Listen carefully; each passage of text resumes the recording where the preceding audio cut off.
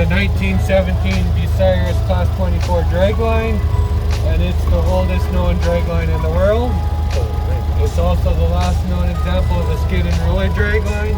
So if you look on the bottom, you can see the pipes that it's sitting on. Those are the rollers, and it would pull itself along with its bucket, and then people would move the roller back to the front to keep it moving forward. This dragline was used in a mine near Hinton, Alberta, and it closed down for a few years. They left the dragline in the pit. The pit flooded. They forgot all about it. 39 years later, they discovered it again and eventually drug it out of the pit, restored it, and brought it here. That's pretty cool. It's a 1966 Bucyrus Erie 88D Series 3 shovel, and it was used in the Vesta mine near Forestburg, Alberta. It actually has a really large bucket for this size of machine. It can hold 8.5 cubic yards of material, and to get that material it would lift the bucket up, and then when it's time to unload it, it would move it over to the hauler, and there's a trap door on the bottom of the bucket to let the material out.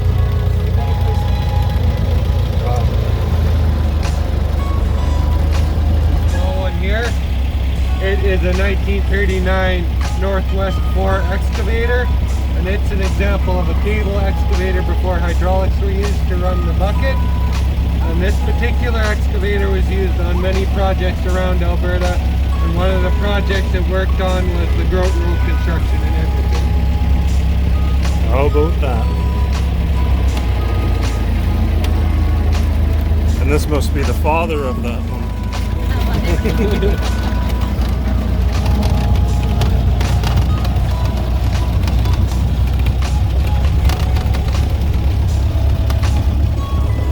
Let's talk about this big one on the left.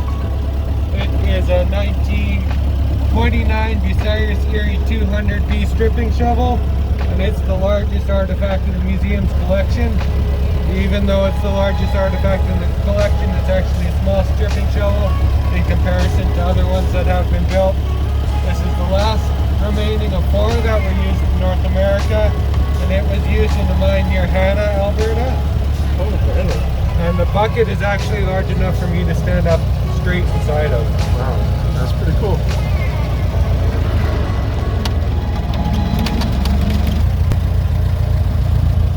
You want to hop in that, Lovey? See if you can fit? No? All right. We'll carry on.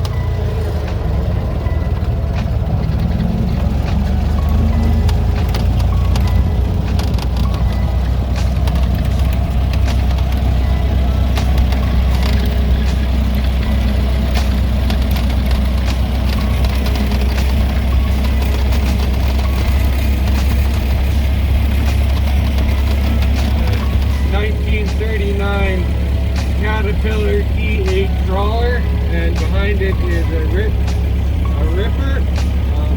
The rippers were used between 1920 and 1960 when the invention of the steel cabled scraper made them obsolete. They were used to rip up the ground so that it's easier to remove. The D8 Caterpillar started as an RD8 in 1935.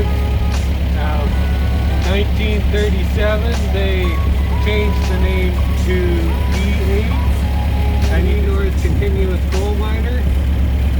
So at the back, if you look, there's teeth, which would be the front of the coal miner.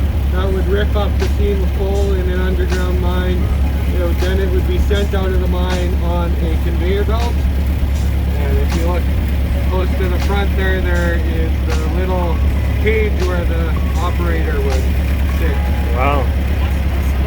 Yeah, I don't think that'd be comfortable. Oh, not at all.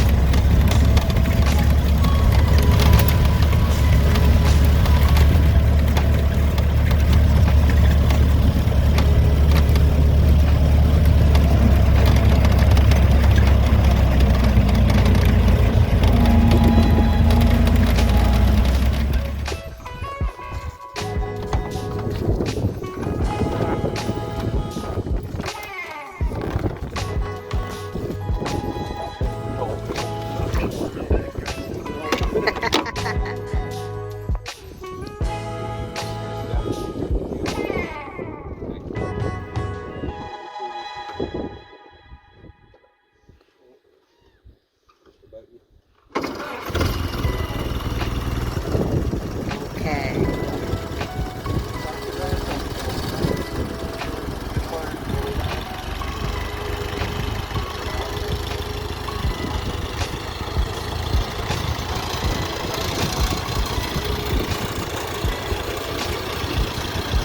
I know, I should not stand in front of you. Yeah, I know. So I'm gonna stay here and wait for you, okay?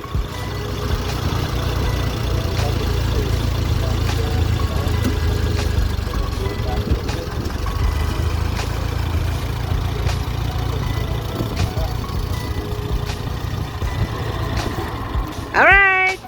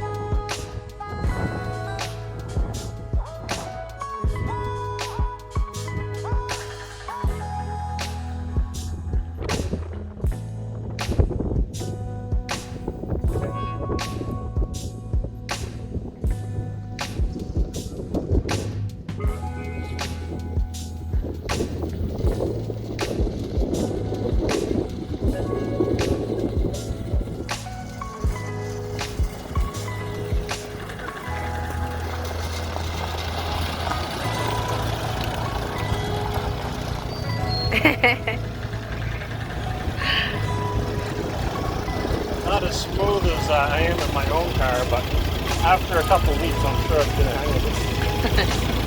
Alright. Definitely worth the money.